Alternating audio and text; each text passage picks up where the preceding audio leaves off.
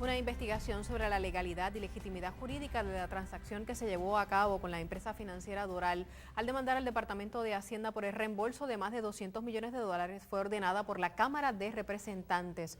Sobre el objetivo y alcance de la resolución 998, conversamos a fondo con el representante popular Luis Vega Ramos, quien es autor de la medida. Buenas noches y gracias por acompañarnos. Buenas noches y muchas gracias por la invitación. Básicamente, la impresión que se ha dado en los medios de comunicación es que tenemos un banco que tenía derecho a un reintegro por contribuciones pagadas en exceso y que de buenas a primeras el Departamento de Hacienda, por conducto de la secretaria Belva Acosta, decide que no va a devolver esa cantidad.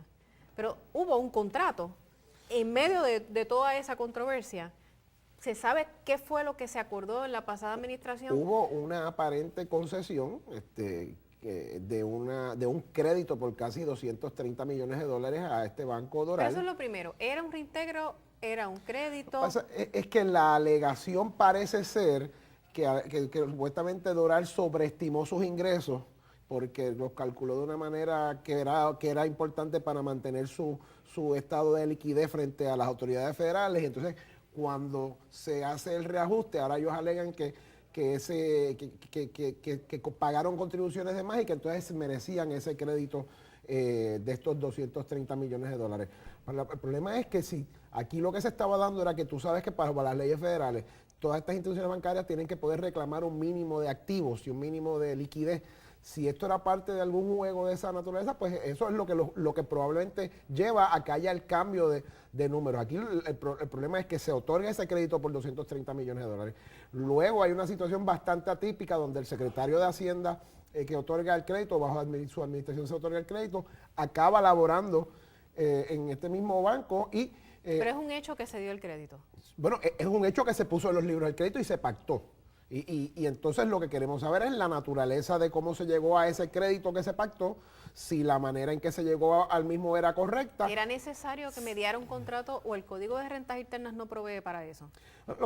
Lo que pasa es, y esto es una de las áreas que nosotros esperamos poder ver en detalle, también el compañero José Báez ha expresado un interés en poder analizar los términos de esta transacción hace unos días atrás, es precisamente ver en función de qué esos ingresos iniciales se estimaron y si entonces el reajuste procedía o no y cuál era la consecuencia jurídica tanto para Puerto Rico como en su relación con las autoridades federales bancarias de ese ajuste en la liquidez, en los ingresos de Doral y entonces si la manera de conceder ese crédito fue la correcta o habían otras alternativas para entonces poder armonizar la situación. Pero obviamente cualquier transacción que implique la pérdida de sobre 200 millones de dólares en un momento de una estrechez económica tan grande para el pueblo de Puerto Rico, tiene que ser sujeto del más riguroso análisis, más aún cuando pero hay es que una... quizás el público se lleva la impresión de que si esto le pasó a, sobre todo los dueños de corporaciones, de que si esto le pasó a esta corporación le puede pasar a otra, que tenga derecho a un reintegro, a un crédito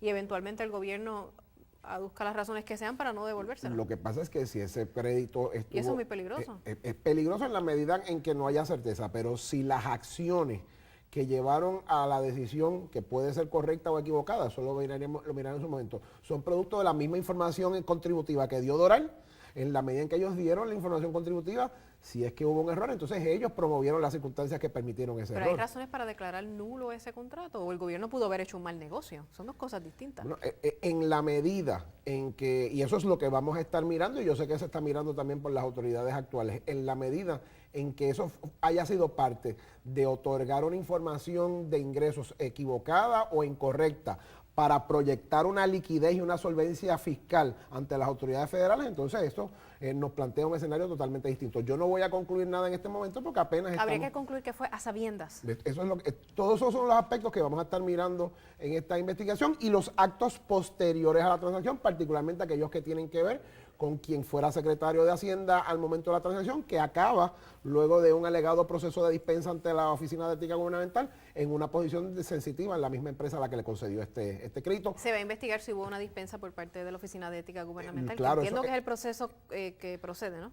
Eso es así, eso va a ser parte también, yo creo, de lo que hay que estar mirando para ver qué fue lo que solicitó el señor Méndez y qué fue lo que evaluó y concedió, si algo, la Oficina de Ética Gubernamental. ¿Ustedes sospechan que hay alguna relación directa entre esa esa transacción que hizo el gobierno y el hecho de que este funcionario haya pasado a trabajar. Lo que pasa es que con esa institución. lo que pasa es que la ley parte de unas presunciones que son la de proteger por un tiempo mínimo la interacción de un exfuncionario y unos intereses económicos. Entonces la pregunta es por qué en el caso del señor Méndez se decidió obviar el límite mínimo que establece la ley de que por lo menos 1 o 2 años en los que no pueda tener relación contractual con una empresa a la que claramente le otorgó una concesión de gran importancia. ¿Cuánto tiempo se espera que tome esta investigación? Bueno, yo espero que si tenemos la cooperación de las autoridades podamos encaminar esto en las próximas semanas y probablemente para el principio de la próxima sesión tener ya unos hallazgos en curso. Obviamente yo me voy a sentar ahora con el compañero Báez porque entiendo que él ya había iniciado unas indagaciones. Para coordinarlo. Y vamos a coordinarlo, claro. Rápidamente, sé que no es el partido suyo, pero ¿cómo usted observa esto de los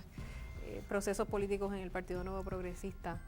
Particularmente este fin de semana con la victoria de Leo Díaz en San Juan. Bueno, me parece que hay un presidente del PNP sumamente debilitado en su liderato y los visuales ayer eran elocuentes en términos de básicamente el poco apoyo del resto del liderato que tenía el comisionado Pierluisi. En el caso específico de San Juan me llama la atención de que frente a la mirada al futuro que propone Carmen Yulín, la base del PNP decidió ayer mirar al pasado y escoger al exdirector de campaña de Jorge Santini. Usted compartió escaños con Leo Díaz, me No parece. compartí escaños, compartí en unos foros radiales y personalmente tengo una gran amistad. ¿Nunca llegaron a ser legisladores? No, nunca estuvimos como legisladores y tengo una gran amistad con él y con su esposa, pero ciertamente él es el exdirector de Jorge Santini. Eso te demuestra que en el PNP en San Juan están mirando más hacia atrás, mientras en el Partido Popular y con Carmen Yulín estamos mirando hacia adelante. Eso se verá poco a poco y con el tiempo, ¿no? Así es.